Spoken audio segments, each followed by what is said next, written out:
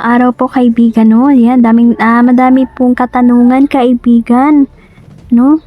Dami pong katanungan po, no, na may magpapatanong po sila, no, tungkol po ito kay Tori kaibigan, no? Ito pa lang, sa palagay niyo po kaibigan, ito ba si Tori ay magpaparusahan na talaga siya ngayon, kaibigan? Ano sa palagay niyo po? Kasi ang dami pong galit sa Toring ito, kaibigan.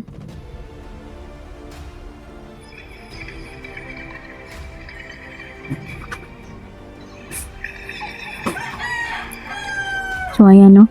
Itong si Tori pala ay, ayan, malapit na ang kaparusahan niya kasi posible daw itong makulong. Ang daming matutuwa kung makukulong ito si Tori. Kasi ang daming galit sa kanya talaga, no? Kasi sobrang yabang niya yung dinakip nila si Tatay Digong.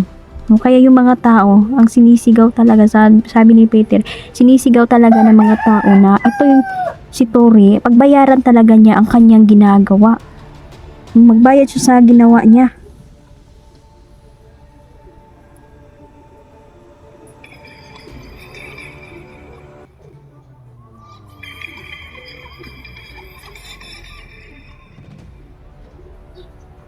Ayan, no?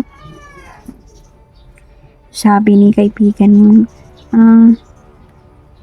mararapat lang talaga, no? Ang ginawa ni Tori kasi walang kabayan, kahit magsuri pa siya na nasa mga tao kasi damage na talaga kasi nangyari na, no? Kahit ano pang pagsisisi niya, no? Alam na ni Tori kung mali siya, yung ginawa niya maling-mali talaga yun, no? Kaya nga mapuruhan gud siya aning kaso niya, no? Sabi ni kaibigan Peter. So ayan kaibigan, no, palapit na po ang eleksyon kaibigan. Sa tingin niyo po ba magiging tahimik o mapayapa ba ang ngayong darating na eleksyon kaibigan?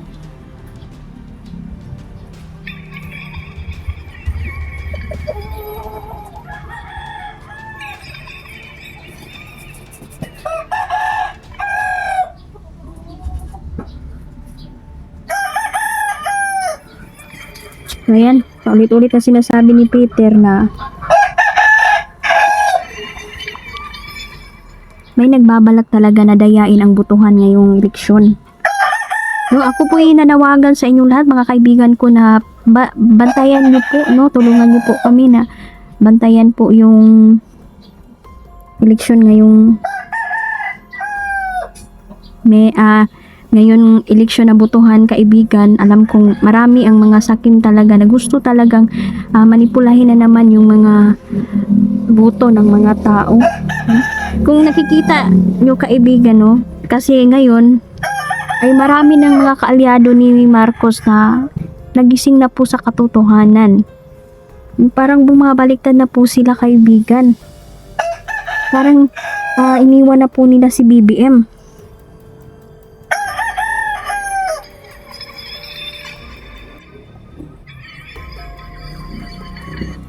Ayan, sabi ni kaibigang Peter kasi nakikita daw ng mga kaalyado ni Marcos na tagilid na talaga, no? Tagilid na si BBM. Ang daming taong sumusuporta sa mga Duterte. Tsaka ang daming mga saksi, no, sa mga ginagawa ni BBM. Kaya unti-unti na silang nagigising at bumabaliktad na talaga. Pero kaibigan, sa palagay niyo po, may balak po ba yan si BBM na bumaba sa kanyang pwesto? Kaibigan, yun yung tanong dito.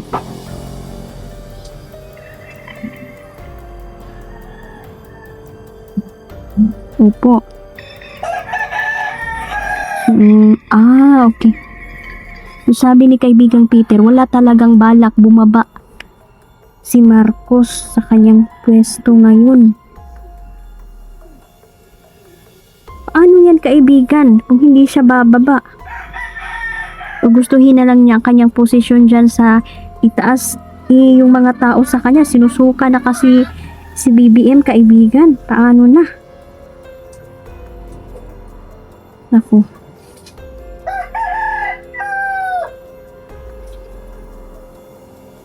Opo. Diyan na daw papasok ang malaking gulo na mangyayari talaga. No, sabi ni kaibigang Peter, magbabalak pa daw sila BBM, yung kampoy BBM na pumunta ng Mindanao at mag-rally. Naku. Sa palagay nyo kaibigan, safe ba siya doon?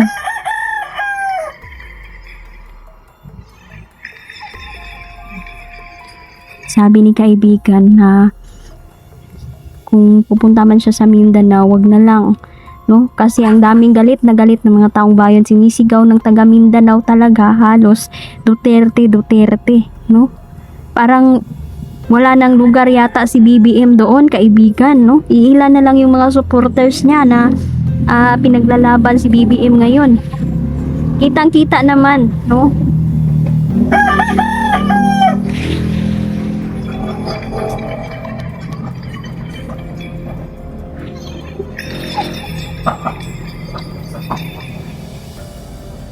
Tama po talaga.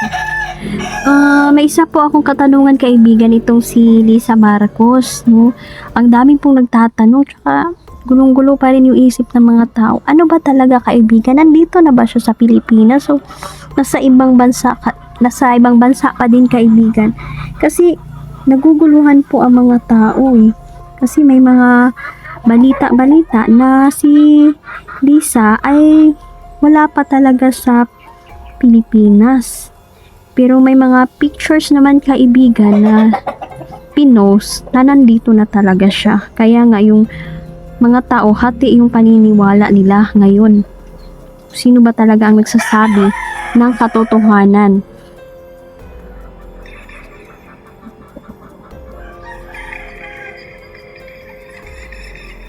Ayan. Kaya nga yung iba, opo,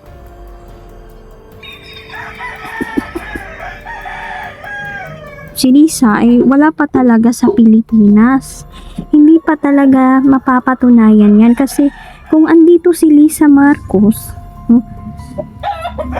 hindi nga niya magawang mag-live. Kaya niya namang patunayan na nasa Pilipinas siya. Siguro nagbakasyon pa si Madam Lisa, kaibigan, no? Sabi ni kaibigan, yung mga pictures ay totoo ba? Totoo ba yun? So, hindi na lang siya magsabi, no? Pero alam na ni Peter kung ano yung totoo. Totoo ba yung pictures na yun? Hindi lang siya magsasabi na naglilimit kasi sila, no? Nagsasabihin kasi may iilan kasi na taga-suporta ni BBM, no? Respeto din po natin sila. Kaya, kailangan na maglimit na lang ba o mga babala yung ating mga kaibigan. So, sabi naman ni kaibigang Peter na malapit na talagang magbubukingan ang mga sakim ngayon, no? Kaya sinasabi ni kaibigan, hindi na lang sila magsasalita, no? Kasi may mga iilan kasi, no, na hindi ko na lang po sasabihin. Pero sabi ni kaibigan, wag na tayong mag-alala dahil magkakabukingan na, no, yung mga sakim at maglalaglaga na. Kung nakikita ninyo ngayon sa mga nangyayari, marami nang bumaliktad, no, dahil nagising na po sila sa katotohanan ngayon. So, ayan yung mapapayo lang natin, no, sa kung nandito man si Madam Lisa, no, sana mag-live na lang po siya, no, para matuldukan yung mga katanungan ng mga tao sa kanya, no. Hindi man totoo, ay pwede naman siyang magbigay ng patunay. Nandito siya sa Pinas. Kaso ang dami na talagang tao na galit sa kanila, no. Hindi na po mapipigilan ang galit ng taong bayan sa kanila. So yan, maraming salamat po kaibigang Peter. Sana po nagustuhan niyo po ang aking alay.